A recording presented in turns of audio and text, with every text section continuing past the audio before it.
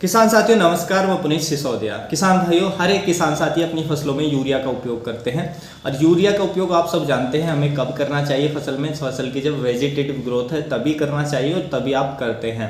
देखिए, आज की इस वीडियो में हम बात करेंगे कि जो यूरिया का आप उपयोग करते हैं उसके साथ कुछ और भी कॉम्बिनेशन यदि आप कर लें, कुछ फर्टिलाइजर मैं आपको बताऊंगा, उनका यदि कॉम्बिनेशन करके उसी स्टेज में यदि आप उपयोग करते हैं तो आप जो रिजल्ट देखने वाले हैं बहुत ही शानदार देखने वाले हैं। बहुत ही बेहतरीन तरीके से आपकी जो क्रॉप है वो आने वाली है। तो आप इसको उपयोग करें, रिजल्ट आप स्वयं देख सकते हैं। एक बार उपयोग जरूर करें, फसल कोई भी हो। स्टेज मैं जो बताऊंगा और जो कॉम्बिनेशन मैं बताऊंगा उस कॉम्बिनेशन के साथ आप उपयोग करें तो आप इसके रिजल्ट देख पाएंगे। तो वीडियो काफ़ी इन्फॉर्मेटिव होगा। वीडियो को लाइक कीजिएगा, ज़्यादा से ज़्यादा फार्मर के साथ इसे शेयर कीजिएगा और यदि आप चैनल पर नए हैं तो चैनल को सब्सक्राइब भी जरूर कीजिएगा। देखिए, आप सब जानते हैं कि हमारी फसल की जो वेजिटेटिव ग्रोथ होती है वो कौन सी होती है, यानी कि हमने चाहे तो प्लांटिंग की है चाहे बुवाई की है तो उसके जो बाद जो 30 से 35 दिन की जो अवस्था होती है वो वेजिटेटिव ग्रोथ की स्टेज होती है। आप ये मिर्ची देख रहे हैं, मिर्ची की प्लांटेशन है और इसको अभी 30 दिन हो चुके हैं प्लांटिंग के बाद। तो ये अब इसकी वेजिटेटिव ग्रोथ चल रही है। तो इस समय आप सब जानते हैं कि वेजिटेटिव ग्रोथ में हमें यूरिया का उपयोग करना होता है क्योंकि नाइट्रोजन की पौधे को सबसे ज़्यादा रिक्वायरमेंट होती है। तो अभी हम इसमें यूरिया डालेंगे। लेकिन हमने क्या किया है कि हमने यूरिया नहीं लिया है, हमने यूरिया की जगह अमोनियम सल्फेट हम यूज कर रहे हैं।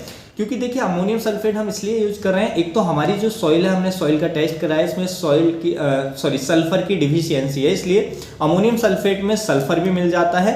और एक अमोनियम सल्फेट में क्या है कि ये हमारी जो सॉइल का पीएच है उसको भी कम करने का काम करता है। हमारी जो सॉइल का पीएच है वो हाई है तो इसलिए हम अमोनियम सल्फेट यूज कर रहे हैं यूरिया की जगह।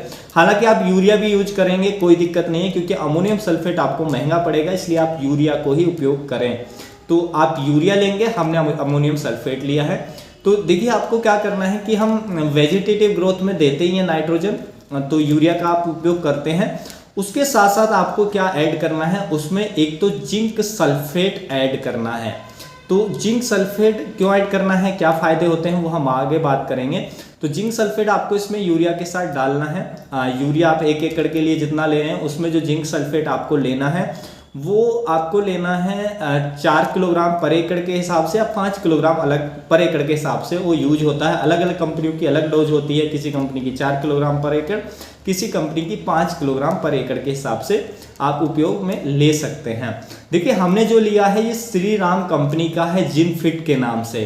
तो ये इसके अंदर जिंक है 33% प्लस इसके अंदर सल्फर है 15% और उसके साथ साथ इसमें आयरन भी है, कैल्शियम भी है कुछ कम थोड़ी थोड़ी मात्रा में और आर्सेनिक भी है, तो ये भी है। लेकिन मैंने इसको जो लिया है जिंक और सल्फर के लिए लिया है। आप कोई भी कंपनी का ले सकते हैं जिसमें जिंक हो और सल्फर हो, तो जिंक सल्फेट किसी भी कंपनी का आप ले लें।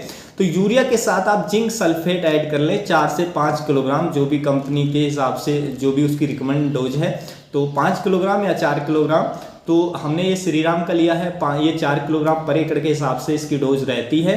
और ये देखिए, ये जो श्रीराम कंपनी का हमने लिया है इसकी जो कीमत है 4 केजी की, 1 एकड़ की जो कीमत है वो 450 रुपये हमें पड़ी है। तो आप और भी कंपनी का लेंगे उसी प्राइस रेंज में मिल जाएगा। तो आप यूरिया के साथ एक तो इसको मिक्स कर लें, उसके साथ साथ इसमें एक चीज़ और कॉम्बिनेशन में यूज ले सकते हैं, वो है हमारा सागरिका या बायोवीटा, जो ग्रेनुअल्स आता है, दानेदार आता है। तो आप उसको भी इसमें ऐड कर लीजिएगा इसके साथ, कॉम्बिनेशन के साथ। हमने ऐड नहीं किया है वो इसलिए क्योंकि हमने स्प्रे में यूज किया है। जो वेजिटेटिव ग्रोथ है उस अभी हमने इसमें स्प्रे दे दिया है, इसलिए हम ग्रेनुअल्स का यूज नहीं कर रहे हैं। तो आप इसको ऐड भी कर सकते हैं और चाहे तो स्किप भी कर सकते हैं, लेकिन ऐड करेंगे तो बहुत अच्छे रिजल्ट देखने को मिलेंगे क्योंकि जो वेजिटेटिव ग्रोथ है इसमें न्यूट्रिएंट्स की ज़्यादा जरूरत होती है, हर एक पोषक तत्व चाहिए। तो बहुत अच्छे रिजल्ट हमें इस स्टेज में उपयोग करने के हमें देखने को मिलते हैं। तो सागरिका दानेदार आता है वो ले सकते हैं, नहीं तो आप स्किप भी कर सकते हैं, कोई दिक्कत नहीं है। तो हमें इनका जो हमें कॉम्बिनेशन है वो लेना है और इसको अच्छे से मिक्स करें और अपनी फसलों में उपयोग करें। देखिए, हम जो उपयोग कर रहे हैं आप इसकी ब्रॉडकास्टिंग कर सकते हैं खड़ी फसल में, लेकिन हम क्या कर रहे हैं, टॉप ड्रेसिंग कर सकते हैं, लेकिन हम क्या कर रहे हैं, हमने साइड में हॉल किए हैं और हॉल्स में हम डाल रहे हैं। ऐसा हम इसलिए कर रहे हैं क्योंकि देखिए हम इसमें डाल करके और जो हॉल्स में हमने फर्टिलाइजर डाल दिया है इसमें हम मिट्टी से इसको ढक देंगे, तो इससे क्या है कि ये जो हमने फर्टिलाइजर दिया है धीरे धीरे रिलीज होता है और बहुत लंबे समय तक क्रॉप को मिलता है। तो ऐसे उपयोग करने के बेनिफिट्स हमें देखने को मिलते हैं। तो यदि आपने वेजिटेबल क्रॉप लगाई है तो उसमें यदि आप पॉसिबल है तो इस तरीके से दे सकते हैं, तो बहुत अच्छे रिजल्ट देखने को मिलेंगे लंबे समय तक। वरना आप जैसे भी देते हैं टॉप ड्रेसिंग करके, ब्रॉडकास्टिंग करके, आप वो भी दे सकते हैं। लेकिन जैसे हमारी कोई भी धान की फसल है, गेहूं की फसल, मक्का की फसल, मक्का में तो हम यूज कर सकते हैं उसमें दे के, लेकिन गेहूं या ऐसी फसलों में तो हमें ब्रॉडकास्टिंग, टॉप ड्रेसिंग ही करना होता है। लेकिन वेजिटेबल क्रॉप की मैं बात करूँ तो उसमें आप चाहें तो इस तरीके भी यूज कर सकते हो, या जैसे आप देते हैं उस तरीके से भी दे सकते हैं। तो उसके बाद आप देखेंगे कि बहुत ही अच्छे रिजल्ट हमें देखने को मिलेंगे। देखिए हमने इसमें यूरिया के अंदर लिया है आपने, उसमें नाइट्रोजन है, तो नाइट्रोजन की वेजिटेटिव ग्रोथ में सबसे ज़्यादा जरूरत होती है और क्लोरोफिल को बढ़ाने में हेल्प करता है पौधे के अंदर, जिससे पौधे की बढ़वार तेज होती है, हमारी जो फसल है हरी भरी देखने को मिलती है। उसके साथ साथ हमने इसमें जिंक और सल्फर भी ऐड किया है, जिंक सल्फेट। तो उसमें जिंक होता है, सल्फर होता है।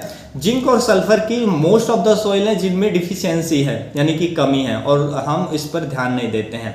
जिंक होने से क्या होता है कि वेजिटेटिव ग्रोथ में जिंक प्रॉपर मात्रा में मिलती है, तो आप देखेंगे कि पौधे की जो पत्तियां हैं वो अच्छी होंगी, चौड़ी होंगी, और पौधे की जो ग्रोथ है वो तेजी से आएगी, क्योंकि जो जिंक है वो ऑक्सिन हार्मोन को रिलीज करने में हेल्प करता है प्लांट के अंदर। और ऑक्सिन हार्मोन क्या करता है, सेल डिवीजन करता है, जिससे पौधे की ग्रोथ जो है बहुत फास्ट हमें देखने को मिलती है।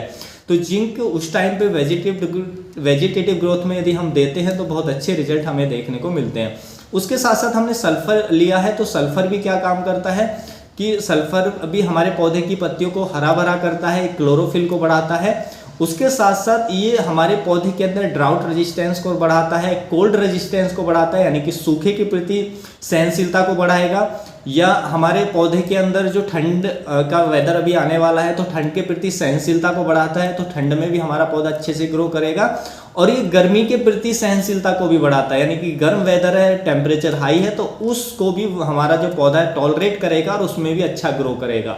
तो ये सब बेनिफिट देखने को मिलेंगे। और यदि आप सागरिका या बायोविटा लेते हैं तो उसमें सीवीड एक्सट्रैक्ट होता है, उसमें बहुत सारी चीज़ें होती हैं, माइक्रोन्यूट्रिएंट्स होते हैं, उसमें हमारे कुछ हार्मोन्स होते हैं, तो बहुत सारे उसके अच्छे रिजल्ट हमें देखने को मिलते हैं यदि आप सागरिका बायोविटा भी ऐड करते हैं। तो इस कॉम्बिनेशन को देते हैं तो आप देखेंगे फसलों की जो ग्रोथ है इसके उपयोग के बाद बहुत तेज़ी से आएगी। और ये जो अवस्था है हम जब इसका उपयोग करते हैं ये होती है हमारी फसल की वेजिटेटिव ग्रोथ। वेजिटेटिव ग्रोथ आप सब जानते हैं कि बुवाई या प्लांटिंग के 30 से 35 दिन बाद स्टार्ट हो जाती है, तो उस समय हमें इसका उपयोग कर देना चाहिए। कोई भी आप माइक्रो न्यूट्रिएंट्स दे रहे हैं, कोई भी किसी भी कंपनी का माइक्रो न्यूट्रिएंट्स लाएं तो वेजिटेटिव ग्रोथ में देना बहुत जरूरी है कोई भी टॉनिक, क्योंकि उसी टाइम पे सबसे ज़्यादा पोषक तत्व हमारे पौधे को चाहिए। वही एक अच्छी स्टेज होती है उसको अप्लाई करने का। तो एक तो उस टाइम पे हमें एक एप्लीकेशन हमें जरूर करना चाहिए, और सेकंड लेना चाहते हैं तो बाद में कर सकते हैं, लेकिन उस टाइम पे हमें जरूर उपयोग करना चाहिए। तो इस कॉम्बिनेशन को आप किसी भी फसल में एक बार उपयोग करके देखें और आप इसके रिजल्ट देख सकते हैं, बहुत ही शानदार आपको रिजल्ट देखने को इसके मिल जाएंगे। तो बहुत ही अच्छा ये कॉम्बिनेशन है किसी भी फसल के लिए। तो उम्मीद है किसान भाइयों जो आज की जानकारी है आपको अच्छी लगी होगी। जानकारी अच्छी लगी तो वीडियो को लाइक कीजिएगा, ज़्यादा से ज़्यादा फार्मर के साथ इसे शेयर कीजिएगा ताकि उन तक भी ये जानकारी पहुंच सके। मिलूंगा मैं आपको एक और नई वीडियो में नई जानकारी के साथ, तब तक के लिए आप अपना ख्याल रखिएगा। धन्यवाद।